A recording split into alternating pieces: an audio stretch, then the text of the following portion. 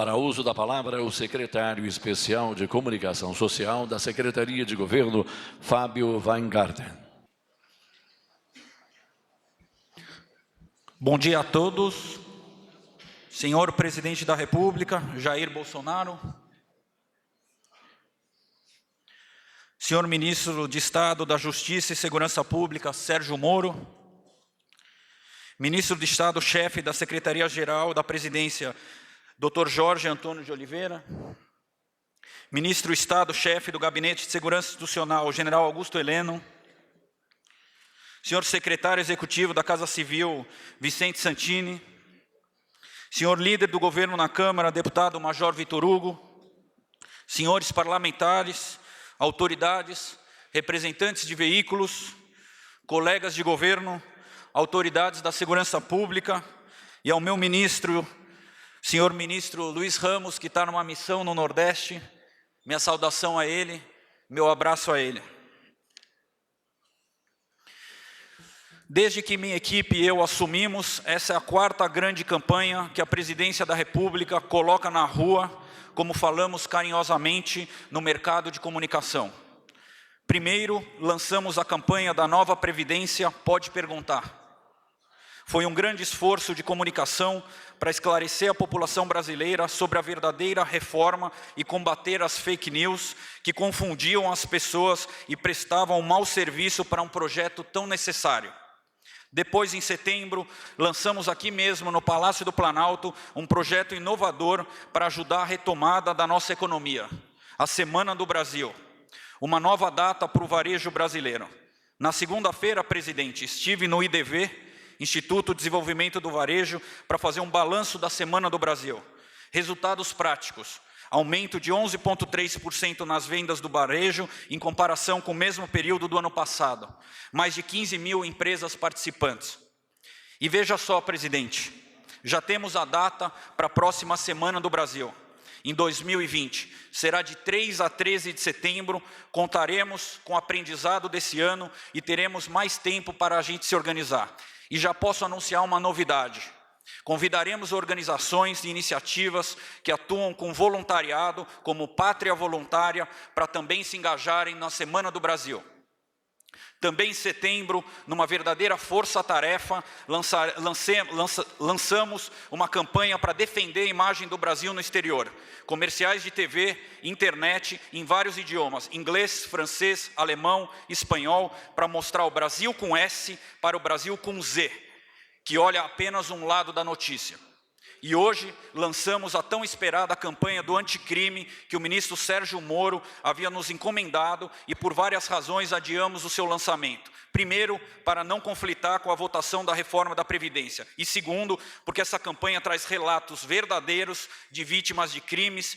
Tivemos o cuidado e o sigilo com a privacidade dessas pessoas. Estamos muito orgulhosos em poder contribuir numa tarefa tão fundamental para o governo: comunicar. Vivemos tempos difíceis e de total transformação na comunicação. Vemos hoje uma verdadeira guerra de versões, cada qual com seu interesse, muitas vezes deturpando a realidade.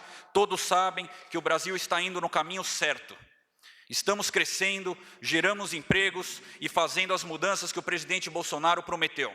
Acredito que governar é também comunicar, com dados corretos, transparentes e com informação de qualidade. E posso dizer desde já que este governo está fazendo muitas coisas boas para o país.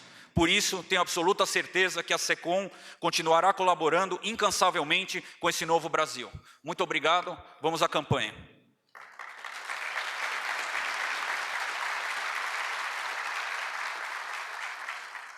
A primeira peça que nós vamos ver do pacote anticrime trata da Virgínia, viúva, ex-esposa, esposa de um delegado federal que foi morto tendo sua casa invadida numa saidinha de Dia das Mães. Caso real, a Virgínia é a viúva. Vamos ao filme? Meu nome é Virgínia e eu fui condenada a viver com a dor de ver meu marido assassinado dentro de casa por um criminoso com um sair dela. Quando a lei não é rigorosa, quem é punida é a vítima. É por isso que o governo federal está propondo medidas que negam aos condenados por crime hediondo o benefício de saídas temporárias. É hora de ter um sistema mais ágil para combater os crimes violentos, o crime organizado e a corrupção. Pacote anticrime. A lei tem que estar acima da impunidade.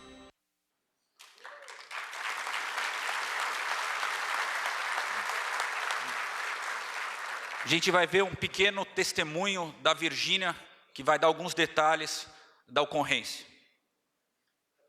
Chama a polícia, eu estou baleado. E foi a última coisa que ele falou.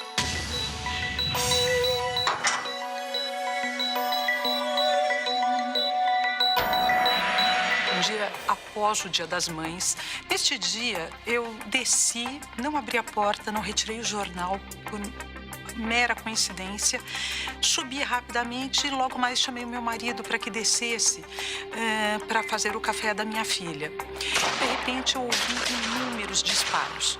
Quando eu desci, que eu virei em direção à sala da minha casa, ele estava vindo, gritando, chame a polícia, eu estou baleado. E foi a última coisa que ele falou, eu o amparei nos braços e o coloquei no chão.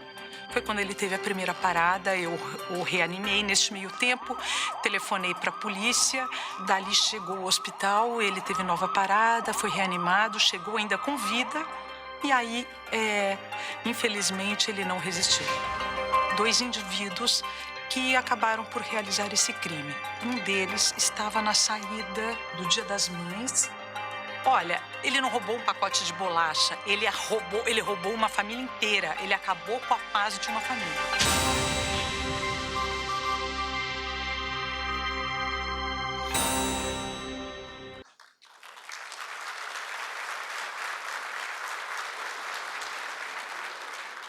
Vamos à segunda peça publicitária, a peça do Rafael. Teve o pai morto, assassinado, depois de condenado pelo tribunal do júri. Caso real. Meu nome é Rafael e meu pai foi morto na porta de casa. Fui condenado a viver com a dor de ver o assassino andando pelas ruas. Quando a lei não é rigorosa, quem é punida é a vítima. É por isso que o governo federal está propondo medidas que garantam que o criminoso cumpra sua pena logo após a condenação pelo tribunal do júri. É hora de ter um sistema mais ágil para combater os crimes violentos, o crime organizado e a corrupção. Pacote anticrime. A lei tem que estar acima da impunidade. O terceiro filme, da Luísa. O seu marido foi morto também a facadas e ele foi libertado, não foi preso após a condenação em segunda instância. Vamos ao filme? Meu nome é Luísa e meu marido foi morto a facadas. Fui condenada a ter que suportar a dor de ver o assassino solto, mesmo já sentenciado em segunda instância. Quando a lei não é rigorosa, quem é punida é a vítima. É por isso que o governo federal está propondo medidas como o cumprimento da pena logo após a condenação em segunda instância. É hora de ter um sistema mais ágil para combater os crimes violentos, o crime organizado e a corrupção. Pacote anticrime. A lei tem que estar acima da impunidade.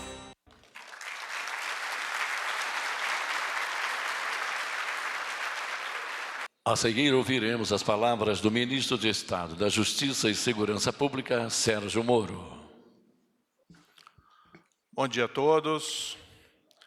Eu gostaria de cumprimentar o senhor presidente Jair Bolsonaro, que é o grande mentor desse governo, desse plano e dessa proposta de endurecimento em relação ao crime organizado, ao crime violento e ao crime de corrupção.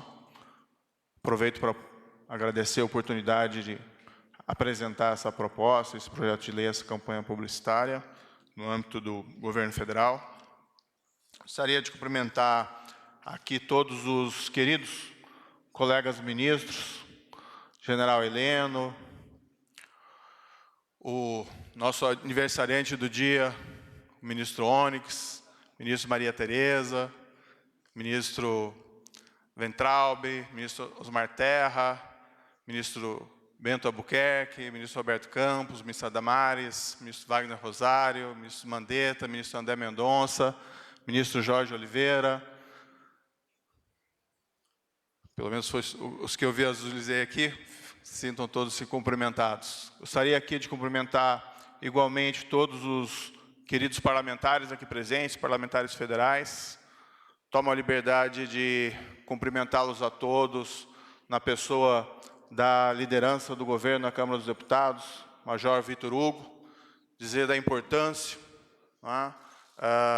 de todos os senhores e senhoras no Congresso. Tem feito um trabalho importante de reformas para esse país. Tivemos ontem a aprovação no Senado, em primeiro turno, da reforma da Previdência. Tivemos recentemente, essa semana, a aprovação de uma medida provisória importante no âmbito do tráfico de drogas na Câmara dos Deputados. E temos esse pacote anticrime que está perante a Câmara dos Deputados e, igualmente, também perante o Senado Federal. Precisamos dialogar, precisamos conversar sobre esse projeto. É uma aspiração importante da sociedade brasileira. Gostaria aqui de cumprimentar os governadores presentes, faço na pessoa do governador Antônio Denário, cumprimentar a minha equipe, cumprimentar todos, senhoras e senhores aqui presentes, dos mais variados órgãos administrativos.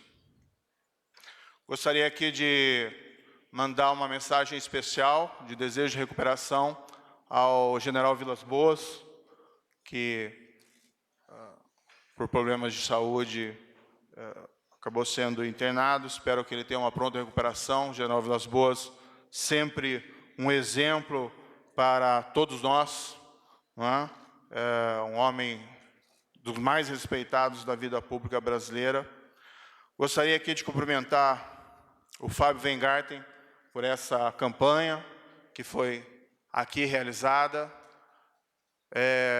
Realmente houve adiamentos por motivos circunstanciais, mas o mais importante, ela está pronta no momento oportuno.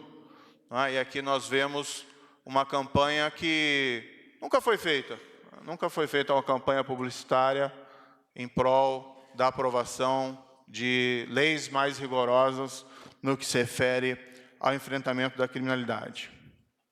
Senhor presidente, há não muito tempo, havia uma certa percepção de que vivíamos em uma terra sem lei e sem justiça. Não raramente, filmes que encerravam com fugas de criminosos terminavam com cenas em pousos no Rio de Janeiro. Nós vivenciamos nos últimos 5 anos, principalmente, revelações de um grande sistema de corrupção que gerava até mesmo incredulidade daqueles que tinham conhecimento desses fatos. Nós assistimos, pelo menos nos últimos 15 anos, um crescimento e fortalecimento das organizações criminosas no Brasil, organizações que muitas vezes o Estado não tinha coragem de enfrentá-las. Nós vimos o crescimento, mesmo em períodos de prosperidade econômica, da criminalidade violenta, podendo ser citado um recorde de mais de 60 mil assassinatos no ano de 2016. Nós vimos o Brasil se tornar um abrigo para criminosos comuns, muitos deles envolvidos em atividades terroristas. Nós vimos até mesmo a audácia de criminosos praticando atentados contra a sociedade civil e até mesmo contra um candidato à presidência da República. Todos esses fatos nos entristeceram, mas creio que é possível nós afirmarmos que esses tempos acabaram. O Brasil, durante o seu governo, isso Vossa Excelência tem reiteradamente afirmado, não vai ser mais um paraíso para criminosos.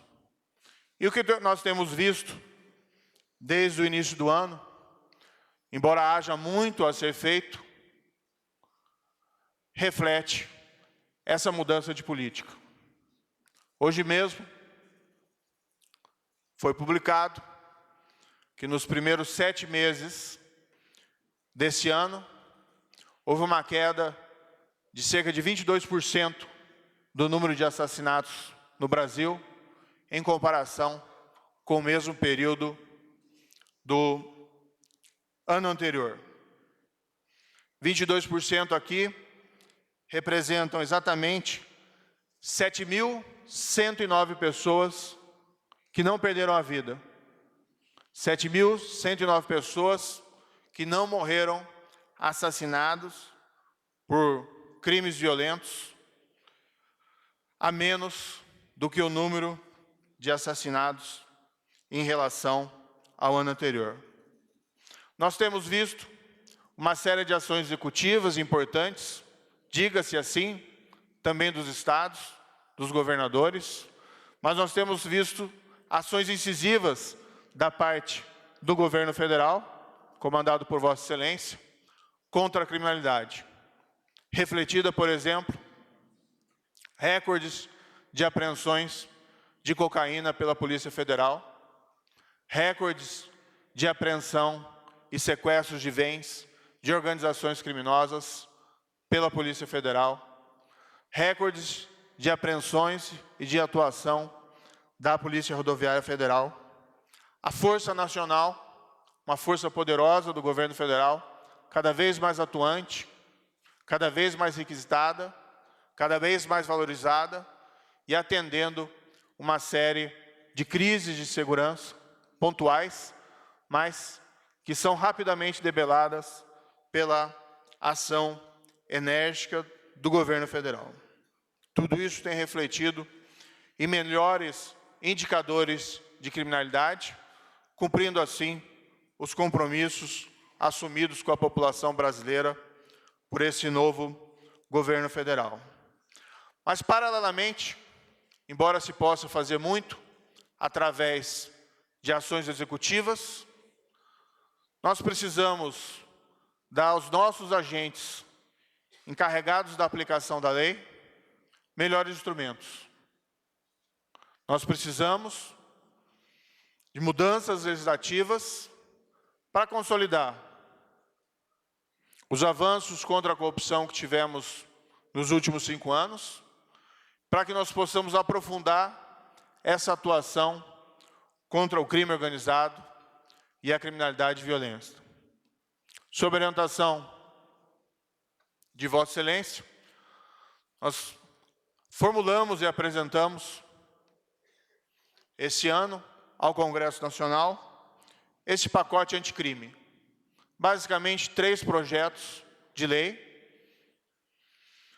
que tratam de aspectos diferenciados, com várias medidas que são importantes para que nós possamos avançar nessa área. Ações executivas são importantes, mas mudanças legislativas são igualmente fundamentais. Não só pelo valor intrínseco dessas medidas, mas igualmente para que não só o governo, mas também o Congresso possam mandar uma mensagem clara para a sociedade que os tempos do Brasil sem lei e sem justiça chegaram ao final.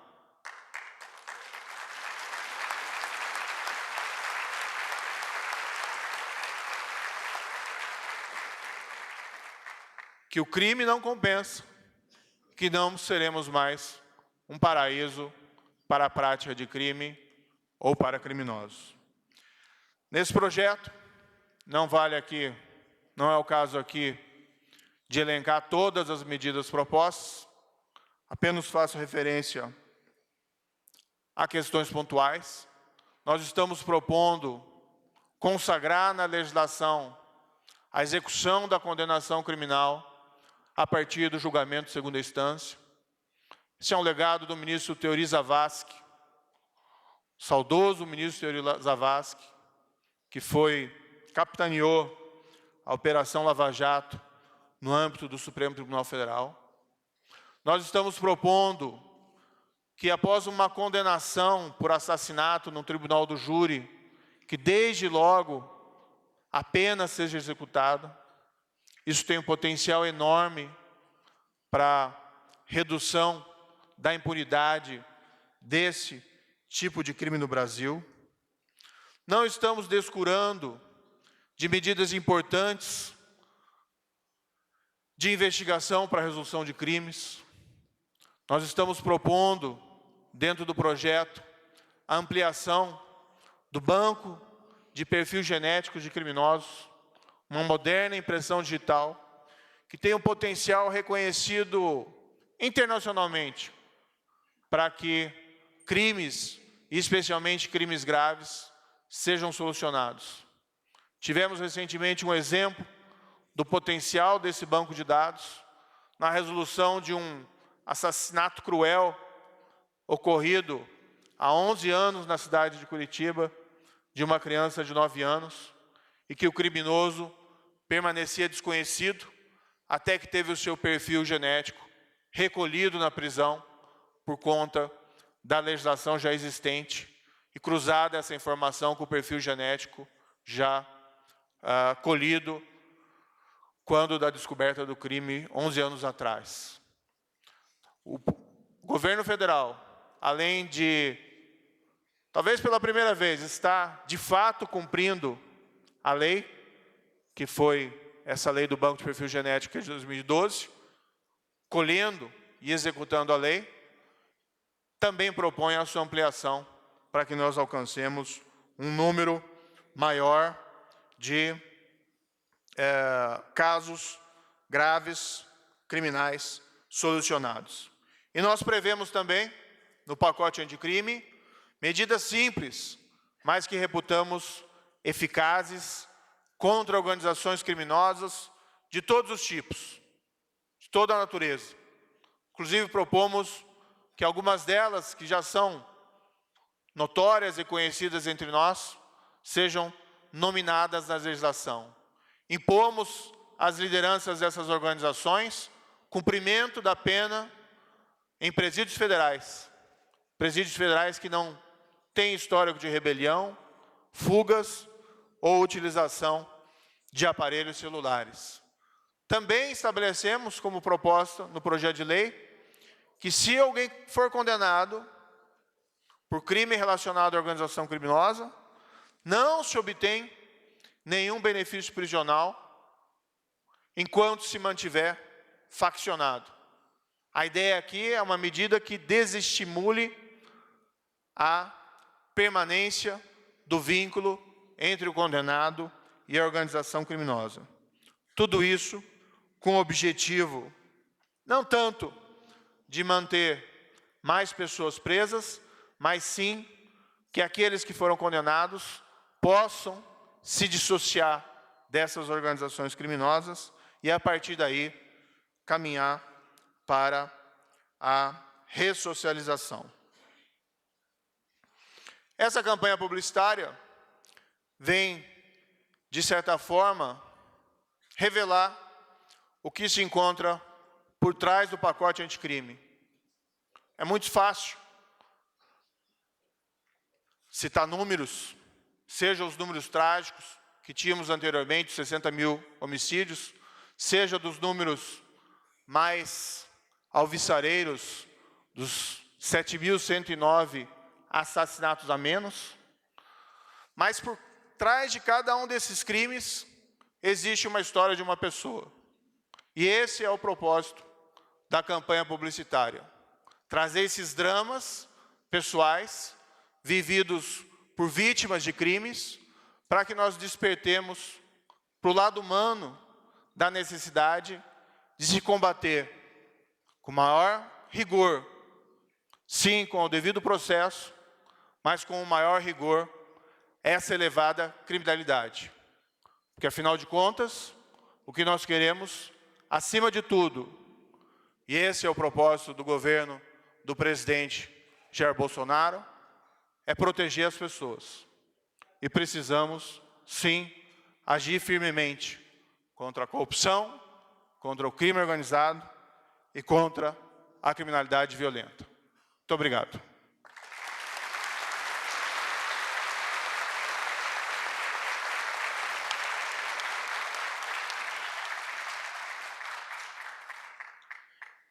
Senhoras e senhores, com a palavra o presidente da República, Jair Bolsonaro. Meus senhores, minhas senhoras, bom dia. Eu cheguei no Rio de Janeiro em 1974, em Resende. Depois fiquei 3 anos fora e retornei para nunca mais sair do Rio de Janeiro. Entrei na política em 88. Depois assisti um governador recém-eleito mudar completamente a política de segurança em meu estado. Não precisava dizer que era para pior.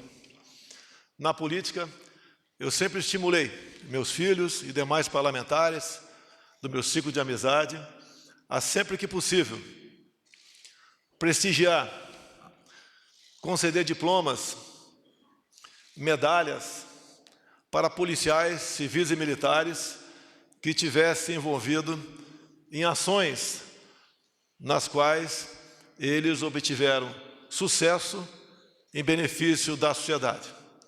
Foram centenas de momentos que eu e meus filhos homenageamos esses verdadeiros heróis num estado onde o crime, com toda certeza, se faz de forma mais aguda. E ao longo dessas últimas décadas, assistimos que essa política cada vez mais piorava a questão da segurança pública. E sempre pensava comigo, quando tiver oportunidade um dia, vamos buscar uma maneira de mudar. Aos jovens parlamentares que estão aqui. Hoje, muitos de vocês aqui integram o que se chama bancada da bala. Uma maneira de depreciar o trabalho de vocês. Lá atrás, quase que de forma isolada, pelo que eu me lembro, lá dentro da Câmara, era eu e o então coronel Alberto Fraga, que sozinhos seguravam uma onda contra os policiais. Inclusive, Sérgio Moro, um projeto de lei, acredite se quiser, determinando que os policiais, sniper, os atiradores de escola, fossem proibidos de usar balaclava. Ou seja, para expô-los, inibi-los a não cumprir com o seu trabalho no momento grave, que mesmo um policial que está atrás de um fuzil de precisão, apontando para um marginal que tem à sua frente um inocente, para ele pensar 2, 3 vezes antes de puxar o gatilho. Não raras vezes, isso aconteceu no Rio de Janeiro, e o policial teve seus problemas. E o tempo passando e essa política cada vez mais piorando. É um sinal claro, colegas parlamentares, que o que foi feito até o ano passado estava no caminho errado. Que a violência só subia, só aumentava. Chegando, tive a satisfação de que o então juiz Sérgio Moro aceitasse vir trabalhar conosco. Um homem que abriu mão de 22 anos de magistratura. E agora, em parte, nós conversamos muito, ele também sente que somos impotentes em algum momento, mas estamos vagarosamente conseguindo ganhar a guerra da informação, tendo o apoio de deputados e senadores, estamos mudando. Agora, mais do que isso, é a postura. Uma das medidas, iniciativa do Sérgio Moro, foi espalhar pelo Brasil, ou tirar do seu habitat presos perigosos. Por si só, a cadeia de informação foi cortada, o crime diminuiu. Então, foi uma das primeiras medidas bem-sucedida. Eu confesso aos senhores, todos nós ficamos preocupados com aquela ação que foi, se não me engano, início de fevereiro. Ficamos preocupados, mas graças a Deus não vazou nada da informação e ela foi coberta de sucesso. Mas algo mais tinha que fazer. Eu, quantas vezes visitei o presídio da Polícia Militar em Benfica, no Rio de Janeiro, conversando com os homens da segurança, que estavam lá no comando do estabelecimento prisional, bem como conversando com policiais presos, policiais, militares, bombeiros presos. E conversando com eles, né, não mais que um sentimento, a certeza que lá dentro tinha muito inocente. Tinha culpado? Tinha, mas também tinha muito inocente. Basicamente por causa de quê? Excesso. Pode de madrugada, na troca de tiro com o marginal, se o policial dá mais de 2 tiros, ele ser condenado por excesso? Um absurdo isso daí. Mais ainda, o ativismo em alguns órgãos da justiça, do MP, né, na política, buscar cada vez mais transformar auto de resistência em execução. É doloroso você ver um policial, chefe de família, preso por causa disso. Muitas vezes a gente vê que um policial militar, que é mais conhecido, né, ser alçado para uma função e vem a imprensa dizer ele tem 20 auto de resistência, tinha que ter 50. É sinal que ele trabalha, que ele faz sua parte e que não morreu. Ou queria que nós providenciássemos um emprego para a viúva.